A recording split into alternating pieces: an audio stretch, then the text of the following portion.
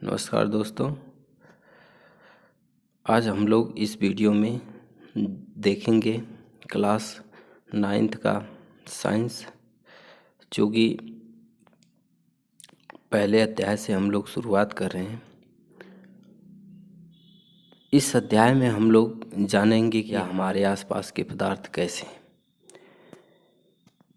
सबसे पहले इस वीडियो में हम जानेंगे पदार्थ किसे कहते हैं। तो मैं आम बोलचाल की भाषा में कह दूं कि विश्व की सारी वस्तुएं पदार्थ हैं, या इसको अच्छे रूप से परिभाषित करना है तो हमारी आसपास की सभी वस्तुएं जो स्थान घेरती हैं पदार्थ कहलाती हैं या पदार्थ हैं।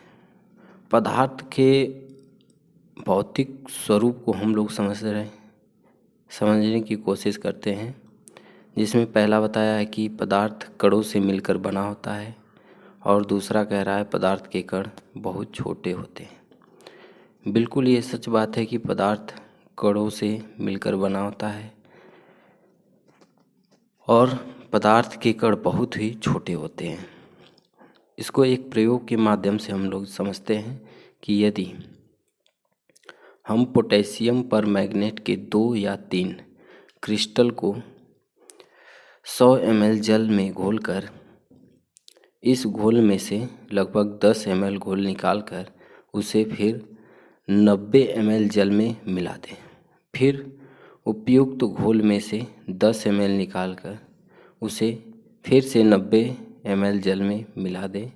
इस प्रकार घोल को 5 से 10 बार तनुकृत करने पर इस प्रकार के घोल को 5 से 10 बार तनुकृत करने पर भी जल का रंग रंगीन ही रहता है। इससे यह स्पष्ट होता है कि पदार्थ के कण बहुत ही छोटे होते हैं। तो इसको आइए हम लोग समझते हैं एक चित्र के माध्यम से, जो कि आपको आसानी से समझ में आ जाएगा। मैं बात करूं तो ये आपके सामने मैं चित्र प्रदर्शित करता हूँ। देखिएगा कि ये जल है और इसमें हमने पोटेशियम परमैंगनेट के 2 या 3 क्रिस्टल को डाल दिया और इससे जल का रंग रंगीन हो गया। फिर इस जल से हम लोग 10 ml जल निकालते हैं और रंगीन जल को निकालते हैं और फिर से वापस शुद्ध जल में डाल देते हैं। शुद्ध जल में डालने से फिर से देखते हैं कि वो रंगीन दिखाई देता है। इस रंगीन जल को फिर 10 ml निकालते हैं और दूसरे जल में डालते हैं, फिर भी हमें दिखाई देता है कि अभी भी जल का रंग रंगीन ही दिखाई देता है। यह क्रिया लगभग 5 से 10 बार दोहराने पर भी हमें जल रंगीन ही दिखाई देता है। इससे यह स्पष्ट होता है कि पदार्थ के कण सूक्ष्म ही नहीं अति सूक्ष्म है। तो आइए आगे देखते हैं क्या है। कह रहा है पदार्थ के कणों के अभिलाक्षणिक गुण। पदार्थ के कणों के बीच रिक्त स्थान होता है। पहला कह रहा है पदार्थ के कणों के बीच रिक्त स्थान होता है। इसको कैसे हम लोग सिद्ध करेंगे तो देखते हैं। एक बीकर में 100 ml जल डालें तथा जल स्तर पर निशान लगाएं। जहाँ तक जल है वहाँ तक निशान लगाएं। अब बीकर में 2 चम्मच नमक या चीनी डालें तथा बीकर को सावधानीपूर्वक हिलाएं। आप पाएंगे कि नमक या चीनी का पूर्ण रूप से विलय हो जाने के बाद भी पानी के स्तर में कोई बदलाव नहीं होता है। इससे यह स्पष्ट होता है कि पदार्थ के कणों के बीच रिक्त स्थान होता है। तो आइए ध्यान से समझते हैं कि ये क्या कहना चाह रहा है। कह रहा है कि किसी पात्र में 100 ml जल ले लें और उसमें चीनी या नमक डाल दें। जब हम जल लिए थे तो वहाँ पे हमने निशान लगाया था कि जल अभी भी जिस निशान पे है, चीनी और नमक डालने के बाद भी उसी निशान तक ही रहेगा, उससे ऊपर नहीं उठेगा। इसका मतलब ये निकलता है कि कहीं ना कहीं जल के कणों के बीच रिक्त स्थान था, जिसमें चीनी या नमक घुल करके उस स्थान को भरने का प्रयास किया है। तो इससे यह स्पष्ट होता है कि पदार्थ के कणों के बीच रिक्त स्थान होता है। आइए हम समझते हैं दूसरे गुण को, जो कि पदार्थ के कण निरंतर गतिशील होते हैं बोल रहा है। क्या बोल रहा है कि पदार्थ के कण निरंतर गतिशील होते हैं। पदार्थ के कण, सॉरी ये नहीं रहेगा, पदार्थ के कण निरंतर गतिशील होते हैं अर्थात उसमें गतिज ऊर्जा होती है। पदार्थ के कण निरंतर गतिशील होते हैं, इससे यह स्पष्ट होता है कि उसमें गतिज ऊर्जा होती है। क्यों? क्योंकि तापमान बढ़ने पर पदार्थ के कणों की गति बढ़ जाती है, इसलिए हम कह सकते हैं कि तापमान बढ़ने पर कणों की गतिज ऊर्जा बढ़ जाती है। प्रयोग के माध्यम से समझने की कोशिश करते हैं कि एक बीकर में 100 ml जल लेकर उसमें कॉपर सल्फेट के कुछ क्रिस्टल डालने पर हम देखेंगे कि कॉपर सल्फेट के कण धीरे धीरे पूरे बीकर में फैल जाते हैं और सारे जल की सांद्रता समान हो जाती है। इससे यह सिद्ध होता है कि पदार्थ के कण निरंतर गतिशील होते हैं। कहने का अर्थ ये है कि हम जल में जब किसी घुलनशील वस्तु को डालते हैं तो वो धीरे धीरे फैलकर पूरे जल में घुल जाती है और सब जगह जल में उसकी सांद्रता समान रूप से पाई जाती है। इससे यह सिद्ध होता है कि पदार्थ के कण निरंतर गतिशील होते हैं। आइए हम आगे पढ़ने की कोशिश करते हैं या समझने की कोशिश करते हैं कि विसरण क्या होता है। विसरण में कह रहा है कि एक पदार्थ के कणों का दूसरे पदार्थ के कणों में स्वतः मिलना विसरण कहलाता है। क्या कह रहा है कि एक पदार्थ के कणों का दूसरे पदार्थ के कणों में स्वतः मिलना ही विसरण कहलाता है। अब पदार्थ के कण एक दूसरे को आकर्षित करते हैं, क्या ये आप समझ रहे हैं? अगर नहीं समझ रहे हैं तो आप समझने की कोशिश करिए कि पदार्थ के कणों के बीच आकर्षण बल कार्य करता है। यह आकर्षण बल प्रत्येक पदार्थ में अलग अलग होता है। जैसे मैं कह दूं कि अगर किसी बर्तन में जल को ले लिया जाए, जैसे मैं बोलूं कि एक थाली में जल को ले लें और जल को बीच से ऐसे करें, यानी जल को काटने की कोशिश करें। आप जैसे ही आपकी उंगली वहाँ से हटेगी, वापस से दोनों जल आपस में मिल जाएंगे, दोनों भाग के जल आपस में मिल जाएंगे। इससे यह स्पष्ट होता है कि पदार्थ के कणों के बीच आकर्षण बल होता है। अब हम समझते हैं कि पदार्थ के कणों की विशेषताएं क्या होती हैं। तो पदार्थ के कणों के बीच रिक्त स्थान होता है, जैसे हमने पहले ही देख लिया। फिर कह रहा है पदार्थ के कण निरंतर गतिशील होते हैं, अभी हमने देखा है। पदार्थ के कण अति सूक्ष्म होते हैं, ये भी हमने बताया।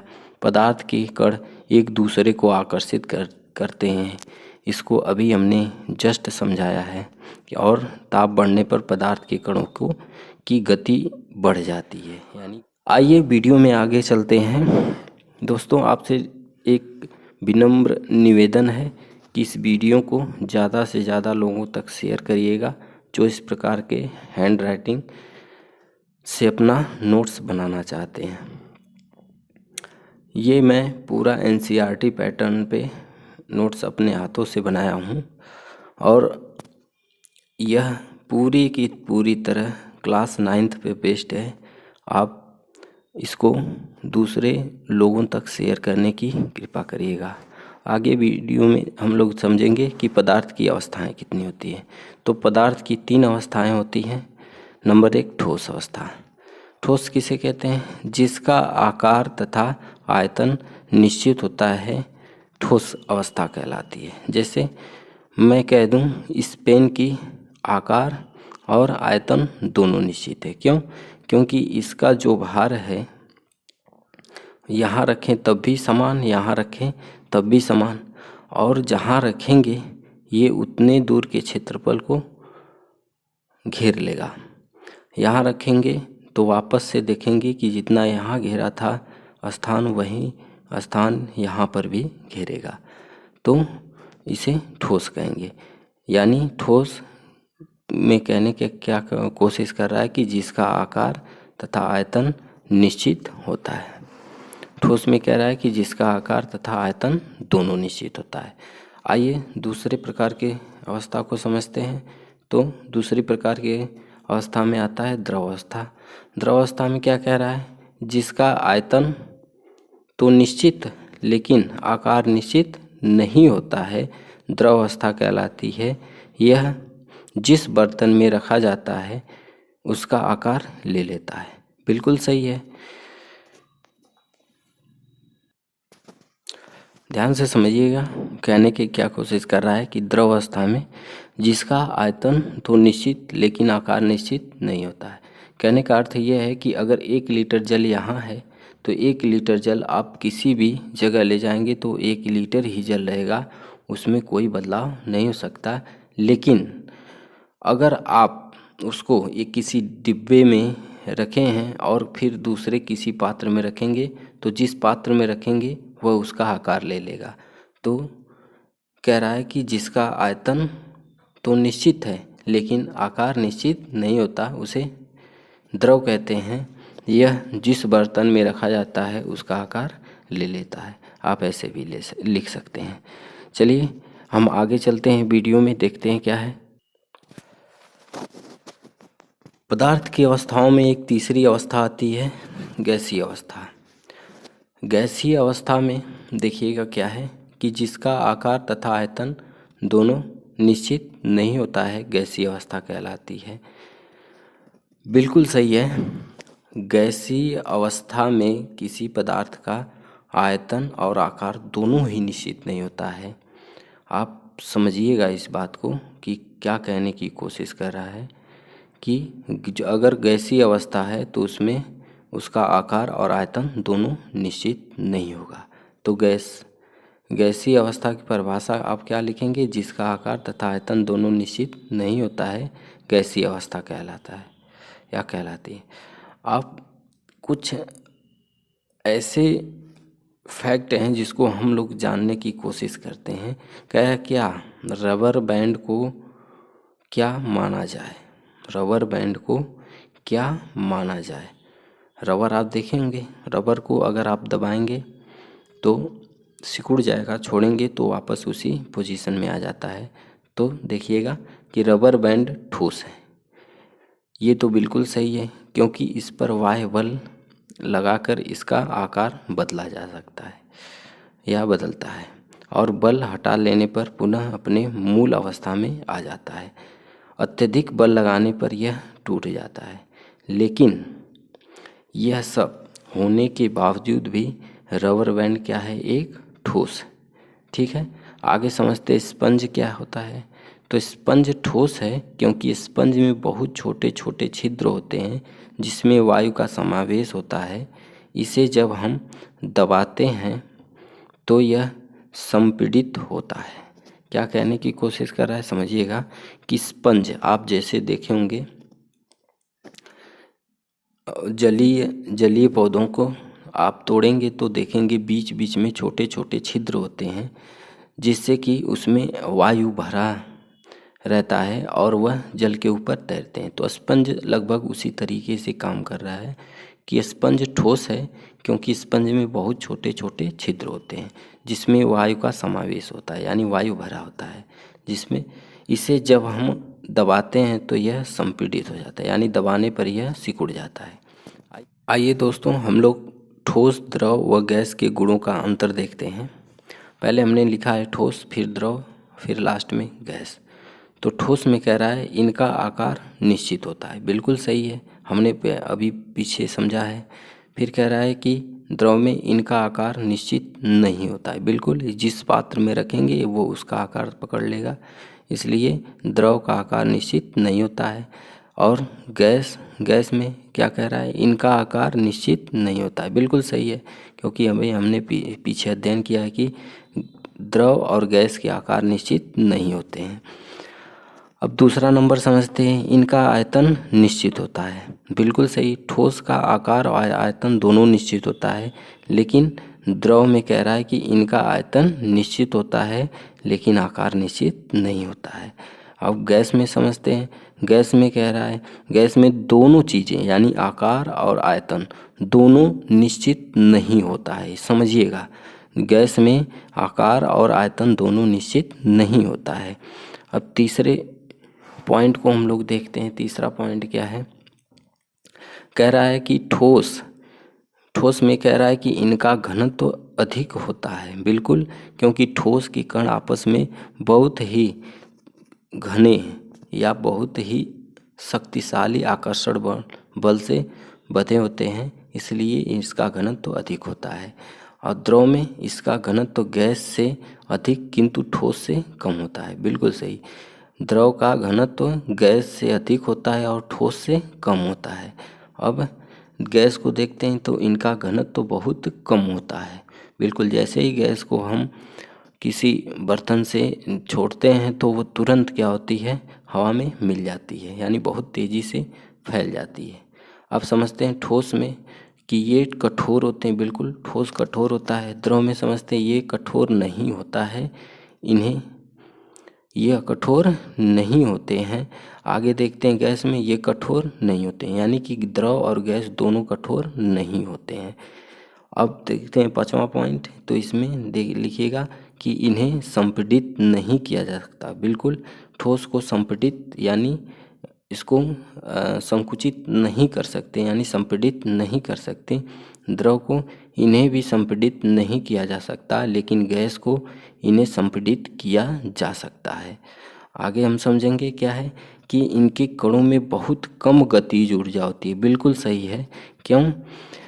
क्योंकि इनके कणों के बीच रिक्त स्थान बहुत कम होते हैं, इसलिए इनकी गतिज ऊर्जा कम होती है। अब द्रव में समझते हैं कि इनके कणों में कुछ गतिज ऊर्जा होती है, यानी कि ठोस की अपेक्षा द्रव में द्रव के कणों के बीच कुछ अधिक दूरियां होती है, जिसके कारण इसमें द्रव की अपेक्षा ज़्यादा गतिज ऊर्जा होती है, लेकिन गैस की अपेक्षा कम होती है।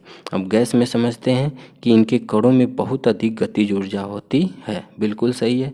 गैस जैसे ही छूटता है वो तुरंत क्या होता है, हवा में विलीन हो जाता है।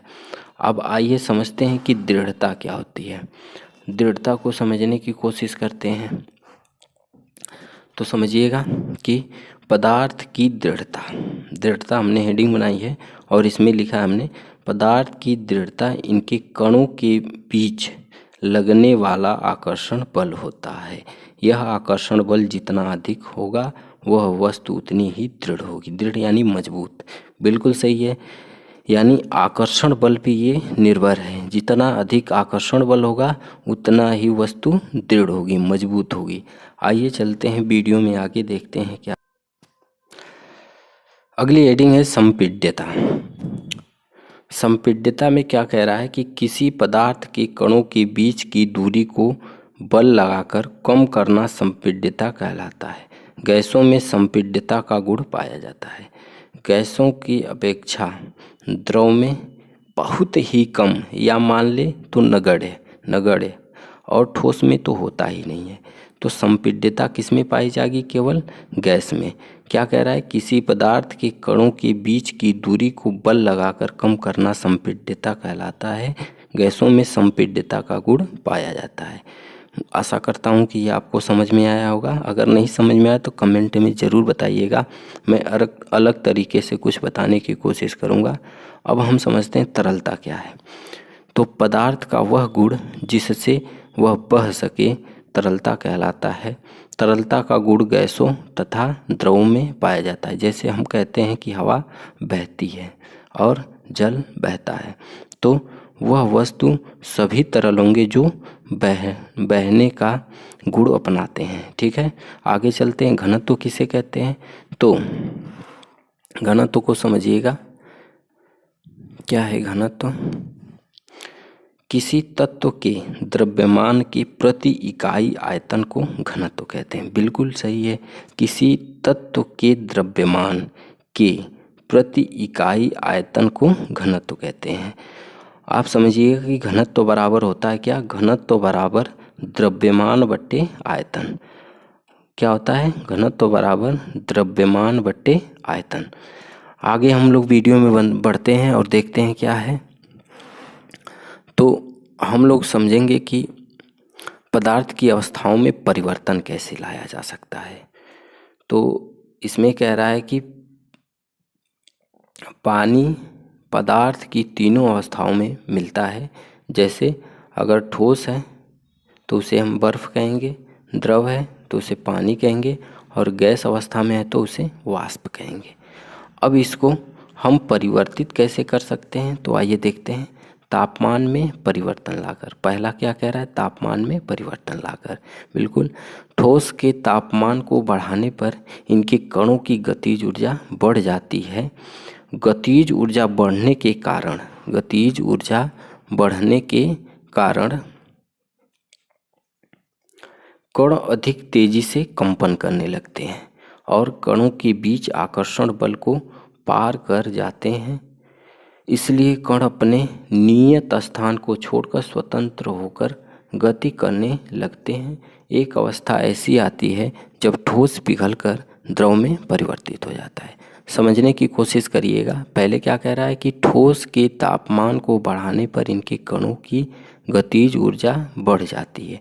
यानी अगर कोई ठोस है और उसका तापमान बढ़ाया जाए तो इनके कणों की गतिज ऊर्जा बढ़ जाएगी। गतिज ऊर्जा बढ़ने के कारण कण अधिक तेजी से कंपन, किसी भी कण का अगर तापमान बढ़ाया जाएगा तो उसकी गतिज ऊर्जा बढ़ जाती है और जैसे ही उसकी गतिज ऊर्जा बढ़ेगी उनके कणों में कंपन होने लगेगा और कणों के बीच आकर्षण बल को पार कर जाते हैं और वह गतिज ऊर्जा कणों के बीच से आकर्षण बल जो लगा रहता है कणों के बीच, उसको पार कर जाते हैं। इसलिए कण अपने नियत स्थान को छोड़कर स्वतंत्र रूप से तैरने लगता है, ठीक है, या गति करने लगता है। एक अवस्था ऐसी आती है जब ठोस पिघलकर द्रव में परिवर्तित हो जाता है।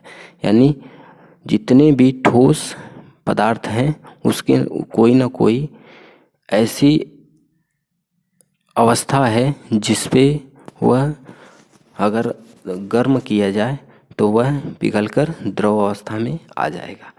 चलिए अब समझते हैं गलनांक क्या है। जिस तापमान पर कोई ठोस पिघलकर द्रव बनता है उसे उस वस्तु या ठोस का गलनांक कहते हैं। बर्फ का गलनांक 273 केल्विन। एक्चुअली में एकदम एक्यूरेट देखा जाए तो यह है 273.16 केल्विन, लेकिन हमने इसको सीधे और सिंपल तरीके से लिख दिया है कि 273 केल्विन होता है। तो आप समझिएगा कि अगर एक्यूरेट वैल्यू पूछे तो 273.16 केल्विन होगा, नहीं तो आप इसको भी लिख सकते हैं। तो कह रहा है कि जिस तापमान पर कोई ठोस पिघलकर द्रव बनता है उसे उस वस्तु या ठोस का गलनांक कहते हैं, ठीक है। आगे चलते हैं। वीडियो में हम लोग आगे बढ़ते हैं। क्या कह रहा है, संगलन की गुप्त ऊष्मा। इसको समझने की कोशिश करते हैं कि वायुमंडलीय दाब पर 1 kg ठोस को उसके गलनांक पर द्रव में बदलने के लिए जितनी ऊष्मीय ऊर्जा की आवश्यकता होती है उसे संगलन की गुप्त ऊष्मा कहते हैं। क्या कह रहा है कि वायुमंडलीय दाब पे, यानी नॉर्मल टेम्परेचर पे, जो हमारा वायुमंडल है, इस टेम्परेचर पर, इस दाब पर 1 kg ठोस को उसके गलनांक पर, यानी उस ठोस का जितना गलनांक होगा उस पर द्रव में बदलने के लिए जितनी ऊष्मीय ऊर्जा, यानी उसको द्रव में बदलने के लिए जितनी ऊष्मीय ऊर्जा की आवश्यकता होती है उसे उस संगलन की गुप्त ऊष्मा कहते हैं। उम्मीद करता हूँ कि ये आपको समझ में आया होगा। अतः अब समझेंगे उदाहरण के माध्यम से कि 0 डिग्री सेल्सियस पर बर्फ के कणों की तुलना में 0 डिग्री सेल्सियस पर पानी के कणों में से अधिक ऊर्जा होती है। क्या कह रहा है कि 0 डिग्री सेल्सियस पर बर्फ की कणों की तुलना में 0 डिग्री सेल्सियस पर पानी के कणों से अधिक ऊर्जा होती है। क्यों? क्योंकि बर्फ है तो अपने में वो ऊर्जा को संचित करके रखेगी और ये ऑलरेडी पहले से ही है द्रव जिसमें उसकी अपेक्षा कम ऊर्जा संचित होगी। इसलिए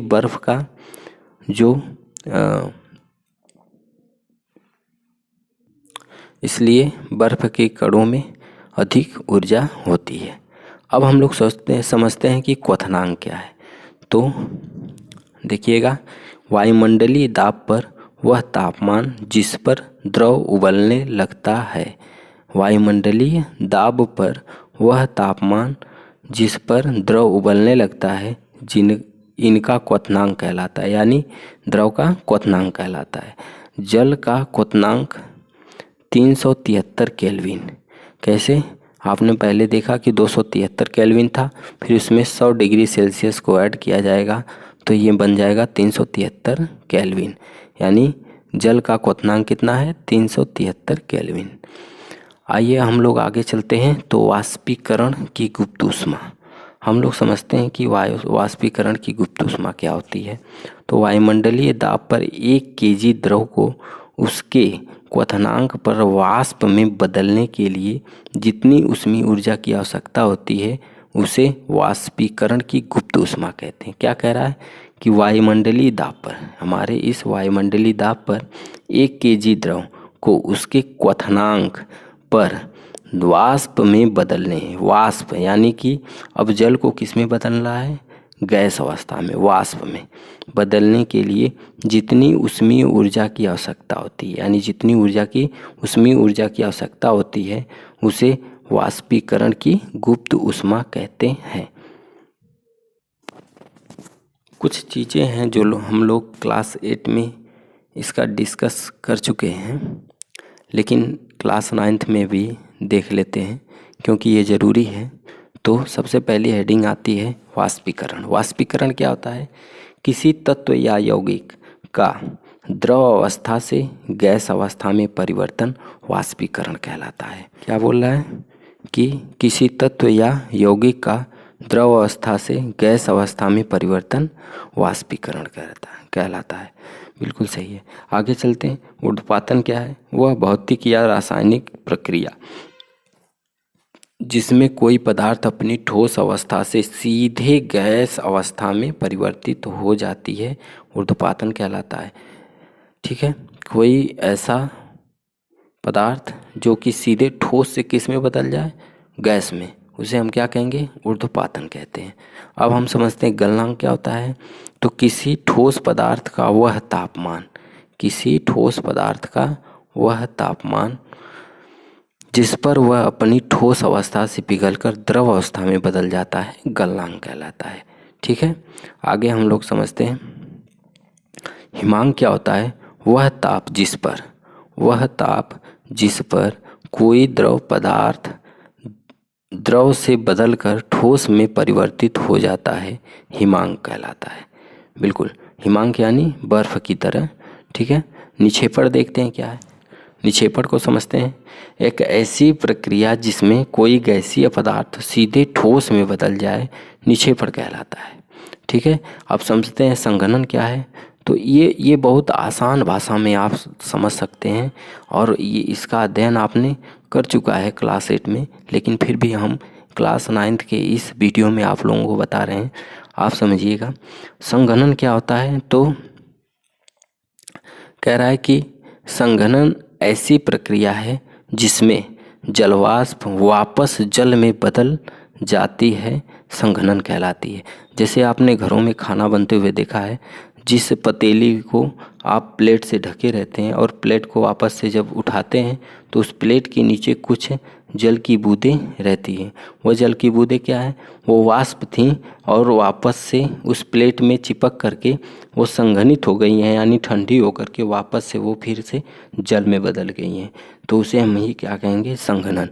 इसको हम समझने के लिए एक छोटा सा चित्र हम दिखाएंगे, उस चित्र के माध्यम से आप आसानी से समझ सकते हैं। ठीक है, तो ये चित्र है, ये द्रव है, ये गैस है, ये ठोस। देखिए, ठोस से जब द्रव में बदलेगा तो संघनन, और जब द्रव से ठोस में बदलेगा तो जमना कहेंगे या हिमांक कहेंगे इसको। ठीक है, द्रव से जब गैस में बदलेगा तो वाष्पीकरण, और जब गैस से द्रव में बदलेगा तो संघनन, और जब ठोस से गैस में बदलेगा तो ऊर्ध्वपातन, और गैस से जब ठोस में बदलेगा तो निक्षेपण। उम्मीद करता हूँ कि ये वीडियो आपको अच्छी लगी होगी। अगर ये आपके काम की है तो आप इसको अपने दोस्तों तक शेयर कर सकते हैं। मिलते हैं अगली वीडियो में, तब तक टाटा बाय बाय, जय हिंद।